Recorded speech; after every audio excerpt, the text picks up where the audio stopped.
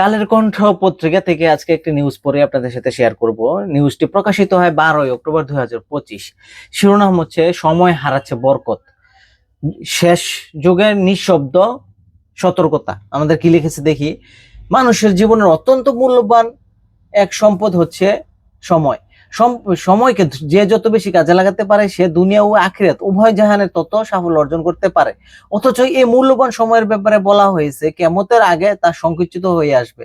তখন এর কাজে লাগানোর সতর্কতা আরো অনেক বাড়াতে হবে।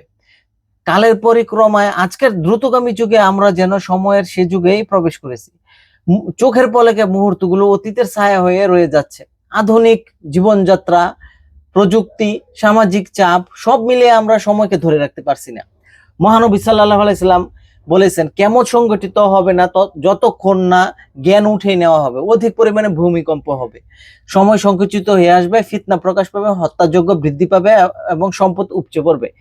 কিয়ামতের আগে কিন্তু এই ঘটনাগুলো আমাদের নবী করিম সাল্লাল্লাহু আলাইহি ওয়াসাল্লাম ভবিষ্যৎবাণী দিয়ে গেছে। এগুলো কিন্তু আমরা প্রত্যক্ষ করতেছি, আমরা দেখতেছি। সময়ের মূল্য নাই, হত্যাযজ্ঞ, মারামারি, হানানি বাড়তেছে, ফিতনা প্রকাশ পাচ্ছে, ভূমিকম্প ভূমিকম্প ঘন ঘন ভূমিকম্প হচ্ছে। এই জিনিসগুলো অলরেডি আমরা সে সময়টা কিন্তু প্রবেশ করে ফেলছি। ধন্যবাদ, সবাই ভালো থাকবেন।